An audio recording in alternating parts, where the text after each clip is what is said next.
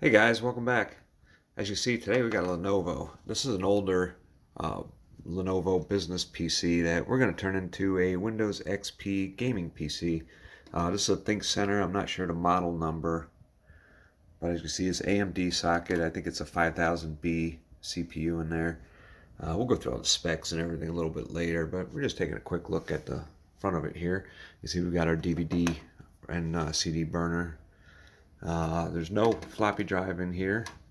Here we've got a power button with our indicator lights for power and hard drive activity, two front USB ports and our audio ports, and a pretty decent intake here in the front for air.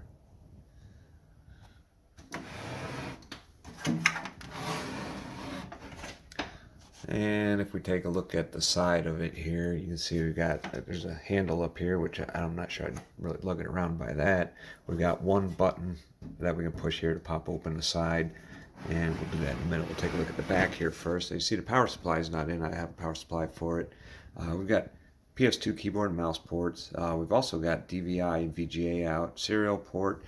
Got a whole slew of USB ports on the back, and our audio ports, and there's even added serial port right there. And you can see it's a micro ATX form factor. There's no GPU in it right now, but we're definitely going to fix that. Alright, you see we've only got one stick of DDR2 in there right now. We've got our heatsink and fan on there. Like I said, I believe it's a 5000B that's in there. It may be something different, maybe a 6000B, but we'll get into there and see. There's a PCI Express slot. Got a pretty decent PC speaker here. You can see the massive amount of dust that's caked this up. It looks almost like it's like a filter in there, but it's actually dust that's built in. And we've got a SATA optical drive, and we've got our SATA ports here. This does have a floppy drive port on it here, but there's no IDE port, so this is pretty much SATA only, with the exception of the floppy drive. So let's see what kind of parts we can scrounge up for this, and we'll see what we can put together. Alright, so we got everything back together here. I had this entire case apart, cleaned everything. As you can see, we're pretty dust free now. Everything has been completely disassembled and cleaned, even the power supply, which I found an Antec 430 watt power supply, and this has everything we need, including a 6-pin PCIe Express cable.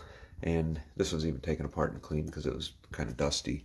This is a Athlon 64 X2 5000 Plus CPU that's in here, and on this model, this is the ThinkCentre A61. This was the top of the line CPU that you could get in this model. So that was nice. We have 2 gigabytes of DDR2, and this is in dual channel mode. It's these two slots for dual channel. And a 640 gigabyte SATA hard drive. Right here is a 9600 GT. I did start out with this 2600 XT Radeon card, and I know this is a better card, but with the dual core in there, I wasn't sure if this would be enough for it. So we're going to test them both and see which one's better, and I get the feeling it's going to be this one, so this will be the one that stays in there. Hey guys, me from the future. I ended up going with the 2600 XT over the 9600 GT simply because of consistency. This is a better card, more powerful GPU, but it was very inconsistent in Windows XP, and I know this one performs excellent in Windows Vista, but in XP I could never get more than 40-50% utilization of the GPU, no matter which driver I used. I used the latest one all the way back to some really old ones, and just had nothing but issues. It outperformed the 2600 XT in some games, and in others the 2600 XT outperformed it. So for consistency, we're going with the 2600 XT.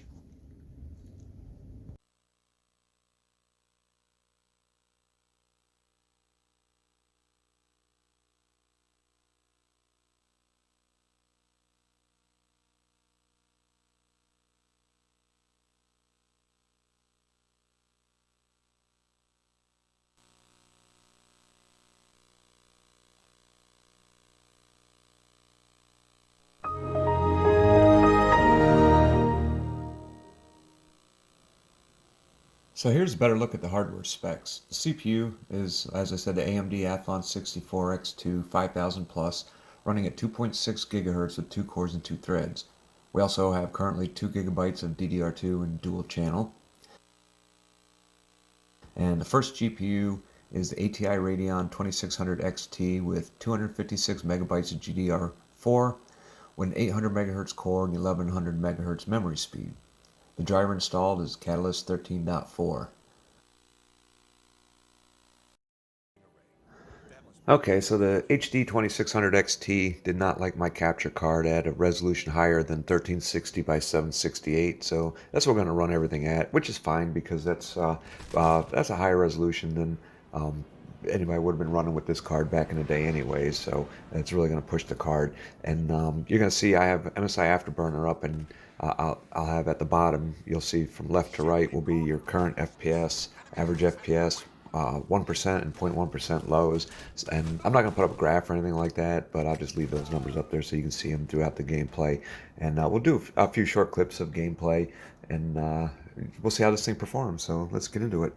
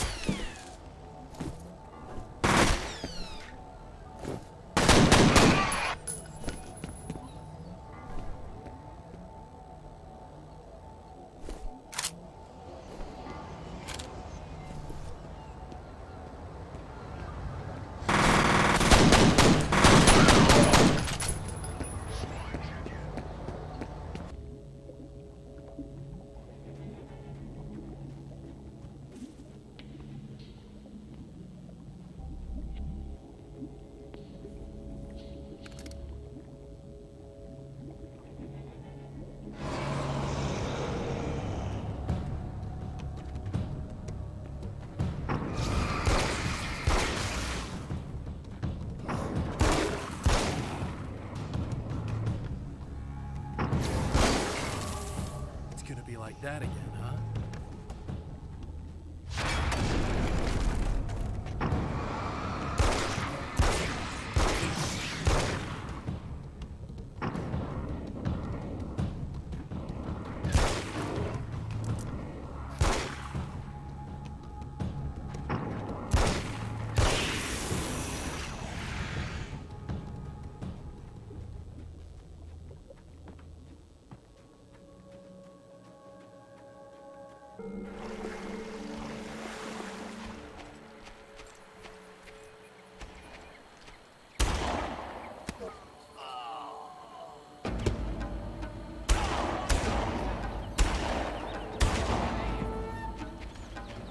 Take care. The mercenaries are trained to work together. If you alert one, they will bring others.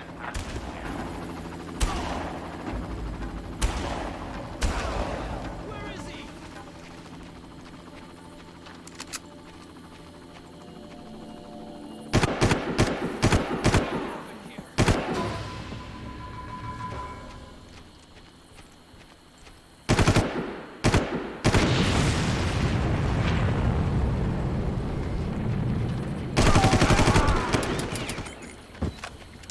Lost him.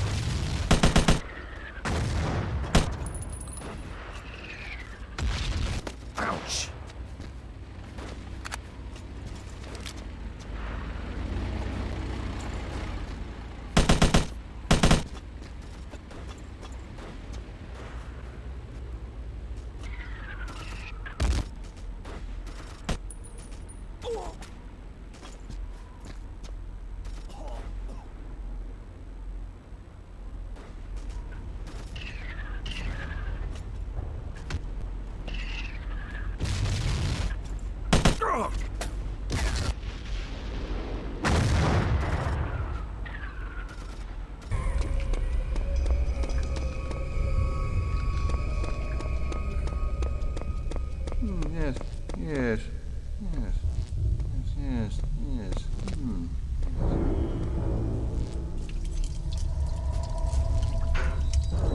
Ah, there you are. Shackle that one to the wall.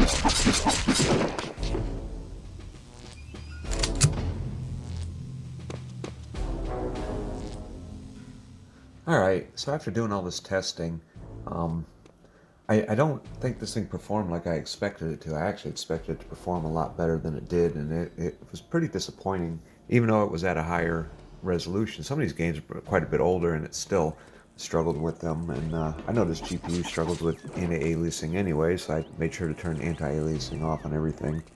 And it is a hot card. I do got to adjust the fan curve on it to get more irritable. I just left the fan curve stock, and it's a pretty shitty fan curve, so you can see a lot of times the GPU is hot, but it was never throttling. So I don't know if this is an issue with GOG games, and you know, I know GOG makes changes to their games, and if you look at even an older game, you go to download it, you know, it says Windows 7 or higher. So I don't know if it's an issue with that. I mean, I tried, you know, different chipset drivers, and I tried everything I could to get this thing to perform a little better. So what do you guys think? I mean, is this average performance that you would expect from this, or would you expect more performance as well? I think what I'm going to do is go through it. I'm going to install Windows Vista on here because this PC was actually made for Vista. It does have a Vista COA on it, and it was actually made in 2008, even though it's got that Athlon 64 X2 5000 plus. You think they would have used a Core 2 Duo, being that's a faster and far more efficient chip, but it is what it is. It's got what it's got in it. And I'm just trying to get something on here to make a decent retro gaming PC out of this. And I'm wondering if Vista will actually perform better with that 9600 GT, and that will open it up more to to more games for DX10 as well. So I don't know. Let me know what you guys think. And I'm going to set this aside for now and really probably not do anything with it for a little while. So, anyways, hope you guys found this interesting. I appreciate your feedback, and we will see you on the next one.